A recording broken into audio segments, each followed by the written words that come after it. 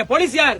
Police மக்களுக்கு பாதுகாப்பு வழங்க வேண்டியவர், சட்டவிரோதத்துக்கு பாதுகாப்பு வழங்கி கொண்டிருக்காங்க. இந்த நாட்டில் இதானே நடக்குது. ஏதோ உலகத்திலேயே நீதி வாய்ந்தவர்களாகவும் இடதுசாரிய தத்துவம் பேசுறவங்க தங்களை காட்டிக்கொள்றவர்கள் எந்தவித நீதியமற்றவர்களாக இல்ல. நீங்க இங்க ஒருத்தர் இருக்கிறார் தானே, ஜேபி பிரதான நபர் சந்திரசேகரன் இன்றைக்கு இங்க ஒரு அதிகாரம் படைச்ச நபரா இருக்கிறார். தயவு செய்து அவர் எங்க சந்திச்சாலும் கேளுங்க, இதுதான் அவங்களோட நீதியா முதல்ல கேளுங்க.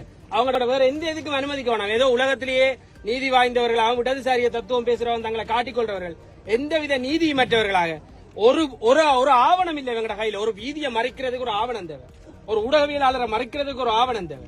இது வெறுமனே தங்களுக்கு வழங்கப்பட்டிருக்க அதிகாரத்தை துஷ்பிரயோகம் செய்யறாங்க. அதிகார துஷ்பிரயோகம் தான் நீங்க இடம்பெறி கொண்டிருக்கு. அதிகார துஷ்பிரயோகத்தை செய்யறதுக்கான அந்த அனுமதி வழங்கப்பட்டது யாரால? இந்த அரசால. இந்த அரசை ரெப்ரசென்ட் பண்ற 4 பேர் இங்க இருக்கிறாங்க. அந்த 4 வெங்காயங்கள்ட்ட எங்க இதுதான் நீங்க வழங்குற ஆட்சியா? எங்க ஆண்டாலும் கேளுங்க.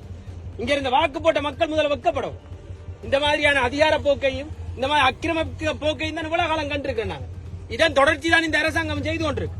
அப்ப இந்த அரசாங்கங்கள் இருக்கிற நபர்களை கண்டு, அவர்கள எம்பிமாரை கண்டு நீங்கள் உடனே கேட்க வேண்டிய முக்கியமான கேள்வி, எங்க சந்திச்சார்? இந்த விசர் கூத்துகளை காட்டாம முதல்ல சனத்துக்கான நீதியை வழங்க சொல்லு. ஒரு நாடு நீதி இல்லாத நாட்டிலே எதுவுமே உருப்படியா இருக்காது. ஒரு சாதாரணமா எல்லாருக்கும் சமனா இருக்கக்கூடிய சட்டம் கையீட்டில் இருக்கிற மக்களுக்கு மட்டும் வேறொரு வகையில் இருக்கின்ற இது என்ன நாடு? ஒட்டுமொத்த தமிழ் மக்களுக்கு எப்பவுமே வேற அதான் இருக்கு. ஏதாவது ஒரு சட்டம் உங்களுக்கு வேலை செய்த அல்ல இதுல இருக்கிற இந்த போலீஸ் அவனாவது ஒரு இந்த பைத்தியக்கார போலீஸ்காரன் வீட்டுல போய் நான் கட்டலுமா? இதுல நிக்கிற மோட்டு போலீஸ்காரன் வீட்டு காணிக்கல போய் நான் ஒரு வியாழைய கட்டி இவனை வெளியே போய் சொல்லலுமா?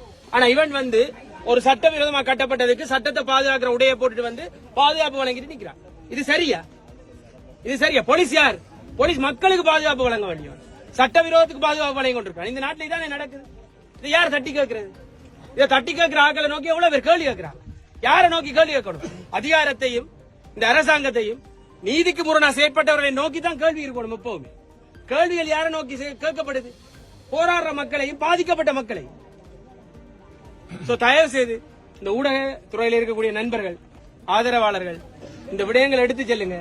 குறிப்பாக இந்த யாழ்ப்பாணத்தில் இருக்கக்கூடிய வெறிலிகள், பாராளுமன்ற உறுப்பினராக இருக்கக்கூடிய வெறிலி கூட்டங்கள்ட்ட காணேக்கல இந்த விஷயங்களை எடுத்து உண்மையா நீங்க சொல்லணும். வேண்டா இது ஒரு இனி இல்ல மோசமான ஒரு ஆக்கிரமிப்பும் அராஜகம்.